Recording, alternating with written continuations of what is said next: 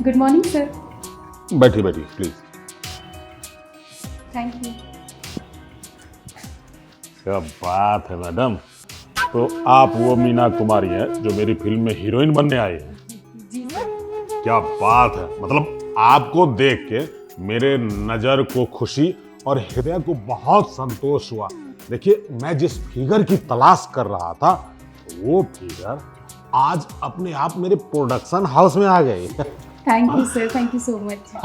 वैसे आपने अपना फिगर बहुत मेंटेन किया है, क्या जलवा है, हाय हाय। अगर ये जलवा मेरे स्क्रीन पे आ जाएगा, पर्दे में आग लगा देंगी आप। वैसे आपका फिगर क्या है? सर वो तो मैंने आपको अपना बायोडाटा सेंड कर ही दिया था। ओहो मैडम, बायोडाटा में जो संतुष्टि नहीं हुई वो आपको देखने से संतुष्टि हो रही है। मैं तो सिर्फ आपके मुख से जानना चाहता हूँ कि आपने फिगर कैसे मेंटेन किया इतना अच्छा, क्या है फिगर आपका? सर वो बस डाइटिंग वगैरह करती हूँ, जिम जाती हूँ तो इसलिए। अच्छा, छोड़िए ये सब बात। ऐसे आपने पहले कभी मूवी सीरियल या कुछ काम किया है इधर उधर? सर मैंने थिएटर किया है। थिएटर? मतलब आप थिएटर के आर्टिस्ट हैं? ओहो मैडम, ये जान के तो मुझे बहुत दुख हुआ, क्योंकि मेरी मूवी बहुत ही बड़े बजट की है। इसमें मैं स्टार कास्ट कर रहा हूँ, टोटल सुपर स्टार सब हैं। अब उन लोगों के बीच में मैं आप बोल रहा हूँ एक थिएटर आर्टिस्ट को, मतलब मेरी बदनामी हो जाएगी। नहीं सर, आप टेंशन मत लीजिए, मैं बहुत अच्छे से एक्टिंग करूँगी। और सर बॉलीवुड में कितने ऐसे आर्टिस्ट हैं जो थिएटर आर्टिस्ट हैं।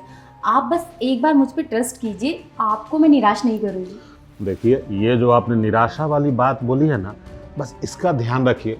अगर आप मुझे निराश नहीं करेंगे तब मैं आपके ऊपर रिस्क ले सकता हूँ। चलिए, मान लिया कि आपके हुस्न के जलवे देखकर, आपकी खूबसूरती देखकर मैंने आपको अपनी मूवी में काम दे दिया, हाँ? तो बदले में आप मुझे क्या देंगी? सर अभी तो आई हूँ मैं, अभी तो हमारी खास बातचीत भी नहीं हुई, आप लेने देने की बातें कर रहे हैं। देखिए मैडम, फर्स्ट इम्प्रेशन ही लास्ट इम्प्रेशन होता है, और आपका प्रभाव इतना है मेरे ऊपर कि मैं आपका दीवाना हो गया हूँ। आप विश्वास कीजिए, जब मैं आपको स्क्रीन पर सजा के लाऊंगा ना, सारी दुनिया दीवानी हो जाएगी आपकी। लेकिन चूंकि आप फ्रेशर हैं, यहीं पे गच्चा खा रहा है। देखिए, हमारे सीन में ना एक बेड का हॉट सीन है, मतलब बॉयफ्रेंड गर्लफ्रेंड पहली बार मिलते हैं, और उसके बाद तो आप समझती हैं ना कि दोनों के बीच क्या केमिस्ट्री जमती है। आई नो सर, आप टेंशन मत लीजिए, मैं बहुत अच्छे से मैनेज कर लूँगी। चलिए, आप इतना मुझे विश्वास दे रहे हैं तो कोई बात नहीं, एक बार मैं रिस्क ले भी सकता हूँ। तो एक काम करते हैं, चलते हैं ज़रा बेडरूम में, मैं आपको सीन समझाऊंगा और देखता हूँ कि आप उस सीन में कितनी कंफर्ट है। Okay sir, no problem. आप एक काम कीजिए, जो मेरे साथ उस मूवी में को आर्टिस्ट हैं आप उन्हें बुला लीजिए, या फिर जो भी आप डेट रखेंगे उस डेट पर मैं आ जाऊंगी और मैं उनके साथ रिहर्सल कर लूँगी। देखिए, आपकी जानकारी के लिए बता दूं कि जिस सीन के लिए मैं आपको कास्ट करने जा रहा हूँ ना, वो रोल मैं ही कर रहा हूँ। क्या? हाँ। पर आप सर, आपकी एज तो बहुत ज़्यादा है, आप कैसे? यही तो कहानी की थीम है, यही तो कहानी की थीम है। एक पैसे वाला रिच पर्सन कम उम्र की लड़की को अपनी पत्नी बनाता है, और उसको जो प्यार करता है तो लड़की की जो झिझक होती है, जैसे आप अभी झिझक रहेंगे ना, सेम झिझक उसकी भी रहती है। तो मुद्दा ये है कि हमको उस लड़की को ले जाना है बेडरूम में, और उसके साथ प्यार का जो 2-4 पेंग मारना है वो मारेंगे, और वो आपको बताएंगे ताकि आपकी झिझक खत्म हो जाए। सॉरी सर, पर मैं आपके साथ ये सीन नहीं कर सकती, मैं आपके साथ कंफर्टेबल नहीं हूँ। अरे इसलिए तो बोल रहा हूँ, एक बार चलिए बेडरूम में, हम लोग कंफर्ट हो लेते हैं, फिर उसके बाद तो सीन हो ही जाएगा। सॉरी सर, मुझे स्टोरी के बारे में पता नहीं था। I am really sorry, but मैं आपके साथ नहीं कर सकती। अरे कर सकती हैं, अभी आप बोल रहे थे कि निराश नहीं करेंगे, अब बोल रहे कि सीन नहीं कर सकती। कैसे नहीं सीन कर सकती? आप आइए तो देखिए, मैं आपकी सारी झिझक दूर कर दूंगा। आइए ना मेरी बेडरूम। बात तो सर, मैंने कहा ना मैं अरे कंफर्टेबल नहीं हूँ। आइए ना, अरे आपको कंफर्ट करने के लिए तो बेडरूम में ले जा। सर सुनिए तो सही मेरी बात। अरे सुन भी लेंगे, देख भी लेंगे और समझा भी देंगे। आओ तो सही, घबराओ मत। सर मैं कह रही हूँ ना, मैं कंफर्टेबल नहीं हूँ, प्लीज। अरे सर आइए, बैठिए। देखिए, मैं आपको बेडरूम में सिर्फ इसलिए लाया हूँ कि ये जो शर्माहट है, झिझकिचाहट है, इस सबको खत्म कर दो। सर मैं आपसे कह रही हूँ ना कि मैं आपके साथ ये सीन नहीं कर सकती, मैं कंफर्टेबल नहीं हूँ, प्लीज मुझसे ये सब नहीं होगा। देखिए, मुझे आप पे बिल्कुल भरोसा है, आप बहुत ही टैलेंटेड हैं।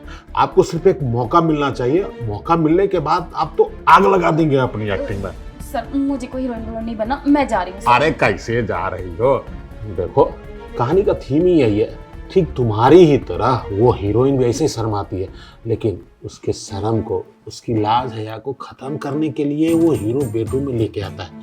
अब लाने के बाद जानती हो क्या करता है? मैं बताता हूँ, जरा इसको हटा सकते हो? सर क्या कर रहे हैं आप? ये आपका दिमाग खराब हो गया क्या? मैं आपसे कह रही हूँ ना कि मैं नहीं कर सकती ये सीन आपके साथ। देखो, तुम अपने आप को कम मत आको, तुम में टैलेंट कूट कूट के भरा हुआ है, बस तुमको एक मौका मिलने की देरी है। मौका मिलते ही तुम फिल्म इंडस्ट्री में आग लगा दोगी। मैं जानता हूँ तुम्हारे टैलेंट को, बस कहानी को समझो तो सही।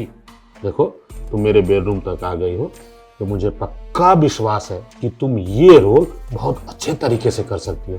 अब कहानी की समझो कि ठीक तुम्हारी तरह लड़की वो भी शर्माई घबराई रहती है, और वो जो है उसका पति उसके करीब आना चाहता है। सर क्या कर रहे हैं आप? बस सर छोड़ो, इसी तरह वो भी चिल्लाते रहती है। सर छोड़ो मुझे, अरे छोड़ो मुझे। ओहो, बदतमीज लड़की, मैंने तुझे अभी अपनी फिल्म में लॉन्च भी नहीं किया है और अपने प्रोड्यूसर के गाल पे झापा रसीद कर दी। मैं कब से बोल रही हूँ ना कि मैं ये सीन करने में कंफर्टेबल नहीं हूँ, समझ में नहीं आ रहा क्या? मैं चुपचाप सब कुछ सुन रही हूँ, सह रही हूँ, इसका मतलब मेरे सर पे चढ़ के नाचोगे?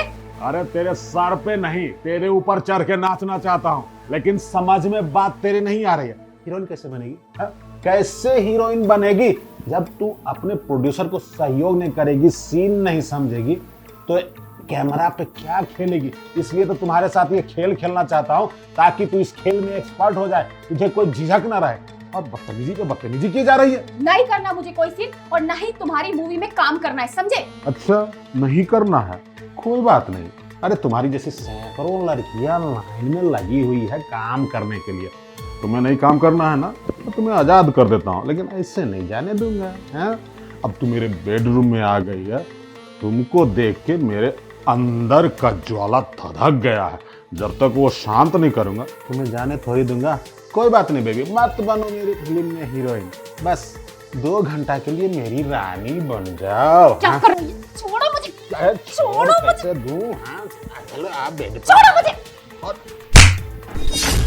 तुम्हारी इतनी हिम्मत कि तुमने मुझे छूने की कोशिश की? तुम जानते भी हो मैं हूँ कौन? हाँ, जो तुम अपनी औकात दिखा रहे हो ना मुझे, तुम्हें पता नहीं है। अगर तुम्हें पता चल गया ना कि मैं कौन हूँ, तो तुम्हारे पांव तले से ना अभी जमीन खिसक जाएगी। अरे बकवास बंद कर, तुम्हारे बहुत ज्ञान दे रहे, लगता है झांसी की रानी है। हाँ देख, जानता हूँ तुम जैसी 2 कौड़ी की लड़कियां बीच पे ऐसे ही 100-100 रुपए के लिए घूमते रहती है, और तुमको इतना अच्छा मौका दे रहा हूँ तो अकड़ दिखा रही है मुझसे।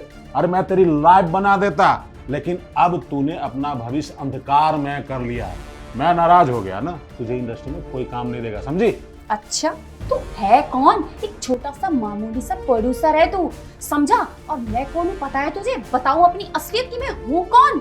इस एरिया की इंस्पेक्टर जिंदगी शर्मा हूँ मैं बेटे। और तेरी ना बहुत कंप्लेंट्स आ रही थी, तो भी मैंने सोचा कि क्यों ना तुझे पकड़ने के लिए ना ये प्लान बनाया जाए, और फिर मैंने तेरे खिलाफ प्लान बनाया और तुझे रंगे हाथ पकड़ा भी मैंने।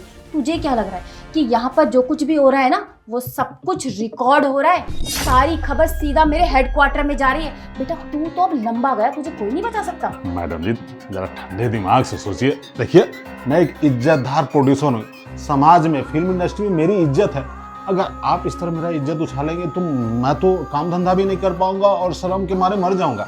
देखिए, मानता हूँ मुझसे गलती हो गई, आप इंस्पेक्टर हैं ना? हाँ, और हर एक सरकारी अफसर सेवा के बदला मेवा लेता है। अरे सरकार तो आपको सैलरी देती है ना, मैं आपको 10 लाख रुपए का चेक देता हूँ, इस मामले को यही रफा दफा कीजिए। अच्छा, तू इंस्पेक्टर को ऑन ड्यूटी रिश्वत दे रहा है? बेटा तेरे ऊपर ना एक और धारा लगी, अब तो तू क्या, तेरा खानदान भी तुझे बचा नहीं पाएगा।